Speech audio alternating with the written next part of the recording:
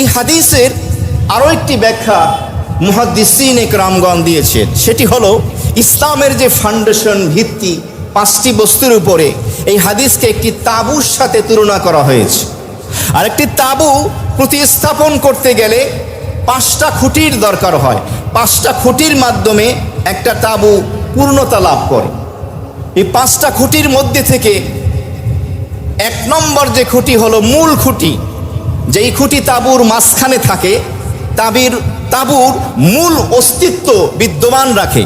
আর সেই খুঁটির নাম হলো কালেমা শাহাদা, আশহাদু আল্লাহ ইলাহা ইল্লাল্লাহ ওয়া আশহাদু আন্না মুহাম্মাদান আবদুহু ওয়া রাসূলুহু।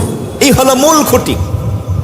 কেউ যদি এই শাহাদা না পড়ে, কালেমা না পড়ে, মুসলমান না হয়, ইমানদার না হয়, জিন্দিগি ভর যদি কোনো ন্যাক আমল করে, ওই ন্যাক আমলের কোনো দাম আছে না।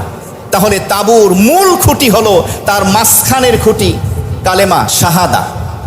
এরপরে হলো তার চারদিকে 4টি খুঁটি। একটি হলো সালাত নামাজ, একটি হলো যাকাত, একটি হলো হজ, আর একটি হলো রমজানের রোজা।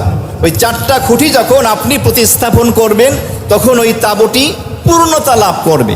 ঠিক এমনিভাবে কোনো মোমেন বান্দা বান্দি, নারী পুরুষ, কালেমা পড়ে শাহাদা এই সাক্ষ্য দিয়ে যখন সে মুসলমান হয়, ইমানদার হয়, এরপরে সে যখন নিয়মিত 5 ওয়াক্ত সালাত আদায় করবে, যাকাত ফরজ হলে হিসাব করে যাকাত আদায় করবে, রমজান মাসের সিয়াম সাধনা করবে, হজ ফরজ হলে হজ করবে, তখন সে ইসলামের এই তাঁবুকে পূর্ণতা দান করলো। সে পরিপূর্ণ পূর্ণাঙ্গ একজন মুসলিম হওয়ার সৌভাগ্য লাভ করলো। বলুন সুবহান।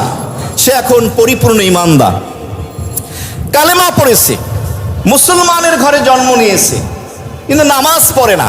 এ কি পূর্ণাঙ্গ মুসলমান হলো? কারণ তাঁবু তো অসম্পূর্ণ। নামাজ পড়ে কিন্তু যাকাত ফরজ হয়েছে, যাকাত হিসাব করে দেয় না। পূর্ণাঙ্গ মুসলমান হলো? তাঁবু তো অসম্পূর্ণ হলো। নামাজও পড়ে, যাকাতও দেয়, রমজানে রোজা রাখে না, পূর্ণাঙ্গ মুসলমান হলো? রোজাও রাখে, হজ ফরজ হয়েছে, ফরজ হজ আদায় করে না, পূর্ণাঙ্গ মুসলমান হলো? আংশিক, কারণ তার তাঁবুটা অসম্পূর্ণ রয়ে গেছে। সুতরাং ইসলামের এই মূল ভিত্তি হলো 5টি। এই 5টি বস্তু যখন আমরা ধারণ করব, তখন আমরা পূর্ণাঙ্গ মুমিন এবং মুসলমান হতে পারবো। আল্লাহ তাআলা তৌফিক দান করেন, বলি আমিন।